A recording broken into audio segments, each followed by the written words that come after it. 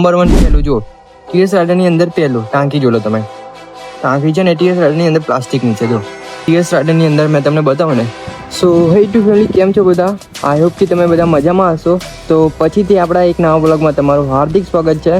તો આજનો બ્લોગ આપણો બહુ જ ઇન્ટરેસ્ટ રહેવાનો છે. તો આજના બ્લોગમાં આપણે વાત કરવાના છે ટીવીએસ રાઇડર 125ના વિશે. જેમ કે હું તમને 5 એવી પ્રોબ્લેમ બતાવવાનો છું ટીવીએસ રાઇડરની અંદર. હું તમને ટીવીએસ રાઇડર 125ના વિશે એવી જાણકારી આપવા આવ્યો છું. જેમ કે તમે જોઈ શકો છો, નંબર 1 પહેલું જો ટીવીએસ રાઇડરની અંદર પહેલું ટાંકી જોલો તમે. ટાંકી છે ને ટીવીએસ રાઇડરની અંદર પ્લાસ્ટિકની છે. જો છે જો જ્યારે બી કંઈ અકસ્માત થાય ને, ઓબ્વિયસલી આપણું બાઇક છે ને ટોટલી પૂરું લોસમાં જતું રહે. સ્પોર્ટ બાઇક ટોટલી પૂરું લોસમાં જતું રહે. અને જ્યારે આપણે સાદા બાઇકની વાત કરીએ, એમાં ટાંકી જોઈ લો તમે. આ છે મારું સીડી 110 બાઇક. આમાં તમને બતાવું તમને. આ જોઈ લો, એની ટાંકી જોઈ લો છે કેવી છે, લોખંડની છે ને. એમાં તમે જો બ્રેક જોઈ લો, ક્લચ જોઈ લો, બધું કમ્પ્લીટ છે. અને જ્યારે સ્પોર્ટ બાઇકમાં દોસ્તો કેવું છે, એમાં સ્પોર્ટ બાઇકમાં છે ને ટોટલી મારા ખ્યાલથી અડધું થોડું આમાં જોઈ લો. આ બ્રેક છે, આ ક્લચ છે. આમાં કેવું છે, આમાં છે ને મિત્રો થોડું ઘણું પ્રોબ્લેમ આવી શકે છે સ્પોર્ટ બાઇકમાં. ટીવીએસ રાઇડરની અંદર મેં તમને ટાંકી બતાવ્યું અને સીડી 110ની ટાંકી જુઓ, બંનેમાં ડિફરન્ટ કેટલો છે. જ્યારે કોઈ બી અકસ્માત થાય ને તો મોસ્ટ ઓફ આવડું બાઇક છે ને ટોટલી લોસ થઈ જાય. બીજું જોઈ લો આમાં તમે, આ પાછળનો કવર જોઈ લો કેવું વળી જાય આખું. જ્યારે તમને સીડી 110ની અંદર બતાવું, આમાં જોઈ લો તમે. આમાં જો કેટલું કઠણ છે જો. ને ટીવીએસ રાઇડરની અંદર મેં તમને બતાવું ને, એ જોઈ લો. જો છે ટીવીએસ રાઇડરની અંદર મેં તમને બતાવું ને. ઇવન મારે મિનિમમ કેટલા મહિના થયા બાઇક લીધે? ઇવન 6 મહિના 6-7 મહિના થઈ ગયા છે ટીવીએસ રાઇડર બાઇક લઈને. તું બી તમે પાછળનો પંખો જોઈ લો અને સીડી 110નો પાછળનો પંખો જોઈ લો. આને કરીબ 3 વર્ષ થવા આવ્યા છે. અને કરીબ 3 વર્ષ થવા આવ્યા છે. અને આની ખાલી 7 મહિના થયા છે લીધે. પ્રોબ્લેમ્સ આ છે, બીજું કંઈ નહીં. હજુ તમને 5 એવા પ્રોબ્લેમ મેં તમે કહ્યા ને. પહેલો નંબર 1 મેં તમને કહી દીધો. તો મિત્રો સ્ટેપ નંબર બીજામાં અંદર શું છે, બાઇક સર્વિસ. જ્યારે બાઇક સર્વિસ આપણે કરવા જઈએ ને, તો બાઇક સર્વિસમાં બાઇક સર્વિસ સ્ટેશનમાં કંઈ ખાસ હોય નહીં. એ લોકો શું કરે, એ લોકો ખાલી ચેન ચેકર જોવે, ચેન ચેકર છે, ઓઇલ ચેન્જ કરે અને બાઇક વોશ કરે. અને બીજું, જ્યારે મીટરમાં કેવું હોય છે, મીટરમાં હું તમને બતાવી લઉં. જોઈ લો, એ મીટર દેખાય છે. તાપ બહુ છે એટલે તમને મારા ખ્યાલથી મીટર નહીં દેખાય. મીટરની અંદર કેવું છે, હું જ્યારે ગિયર ચેન્જ કરીએ ને, તો એમાં પહેલાં ડાયરેક્ટ પહેલો કે બીજું આવી જશે. જો આમાં જો અત્યારે મેં ગિયર પહેલો બી પાડ્યો છે ને, આમાં ખાલી ન્યૂટન જ બતાવે છે. જ્યારે બાઇક સ્ટાર્ટ કરીશ ને ત્યારે દેખાય છે કે નહીં દેખાતું? જ્યારે બાઇક સ્ટાર્ટ કરીશ ને ત્યારે આવી જશે. પણ અત્યારે ફિલહાલ જો, અત્યારે ગાડી ન્યૂટનમાં છે ને, દેખાય છે તમને? જોયું?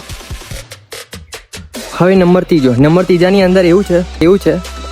આ તમને ચાર્જિંગ પોઈન્ટ દેખાય છે. જો આ ચાર્જિંગ પોઈન્ટમાં કેવું છે, ચાર્જિંગ પોઈન્ટમાં ખાલી પ્રોબ્લેમ શું છે, જ્યારે બી આપણે કંઈ રનિંગમાં બાઇક આપણે રનિંગ કરતા હોય ને, ત્યારે કંઈક આપણા ફોનમાં ચાર્જિંગ ના હોય અને આપણે રનિંગ બાઇકની અંદર આપણે ચાર્જિંગ કરીને, તો મિત્રો એમાં શું થાય છે, એમાં આપણા બેટરીને બહુ જ માર પડે છે. મેં એક વિડીયો જોયો, એમાં બહુ જ બેટરીને માર પડે અને અહીંયાથી ધુમાડો નીકળે તો, આ જગ્યા ઉપરથી ધુમાડો નીકળે તો, એટલે પ્રોબ્લેમ બહુ જ આવે છે ચાર્જિંગનો. એટલે આમાં કેવું છે, આપણે ઊંચા વોલ્ટની બેટરી લેવી પડે એના કારણે, એટલા માટે. મિત્રો ચોથા પોઈન્ટની અંદર એવું છે, ચોથા પોઈન્ટની અંદર શું છે, જમ્પરની વાત છે. એમાં જમ્પરની અંદર જોઈ લો તમે. ઇવન તમે અંદર કરી, મારા હિસાબથી તમે 3 જણા ઉપર બેસો ને, તો જ્યારે બી કંઈક બમ્પ આને તમે કંઈક બ્રેક મારવાનું ભૂલી જાઓ, ત્યારે આમાં શું થાય છે, આનું જમ્પર કઈ છે, આ રહ્યું દેખો તમને જમ્પર અંદરલી સાઈડ દેખાય છે જમ્પર. આમાં કેવું છે, જ્યારે બી તમે બમ્પ એવું ભૂલી જાઓ ને, ત્યારે બાઇક દબી જાય છે અંદર. એટલે આમ આંચકો પડે ને, એના કારણે ઘસાઈ જાય છે. એટલે એ વસ્તુ તમે ભૂલ ન કરતા. જ્યારે બી સ્પોર્ટ બાઇક હોય ને, તો મારા હિસાબથી 1 કે 2 જ જણા બેસવાનું.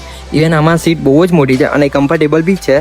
એમ નથી કે નથી સારી, આમાં સ્પોર્ટ બી આવે છે. પણ આમાં કેવું છે, ઘરમાં વધારે પબ્લિક હોવાથી તમે સીટ રાખી શકો છો. બાકી અમે ટીવીએસ રાઇડરની અંદર કોઈ મોડિફિકેશન નહીં કરાવ્યું છે, કેમ કે આમાં જે બહુ જોરદાર લાગે છે, સ્પોર્ટ બાઇક એ સ્પોર્ટ બાઇક અને નોર્મલી બાઇક એ નોર્મલી બાઇક. સમજ્યા? હવે મિત્રો પોઈન્ટ નંબર આવે છે 5મો. પોઈન્ટ નંબર 5માની અંદર શું છે, ડિસ્ક બ્રેક. આમાં અમે ડિસ્ક બ્રેક નથી લીધું, કારણ કે ડિસ્ક બ્રેકની અંદર કેવું છે, ડિસ્ક બ્રેકની અંદર આપણે જ્યારે બી રનિંગ બાઇક કરતા હોય ને, સ્પીડમાં ટોપ સ્પીડમાં જઈએ, એમાં શું થાય છે, અચાનક કોઈ બી આપણી સામું આવી ગયું, કાં તો કૂતરું વચ્ચે પાર પડી ગયું, કાં તો રેતીની અંદર આપણે સ્લીપ મારી ગયા, એના કારણથી આપણે જે ડિસ્ક બ્રેક આવે ને એના કારણે આપણું બાઇક ટોટલી પૂરું લોસ થઈ જાય છે.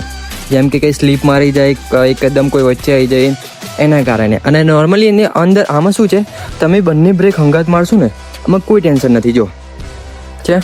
અને બીજું જ્યારે બી તમે બમ ભૂલી જાઓ ને આ કારણ ખાસ રાખવાનું છે. આ કારણ કેમ કે આ તો નીચે અડી જ જાય છે મોસ્ટ ઓફ. હા, મારા હિસાબથી તો અડી જ જાય છે.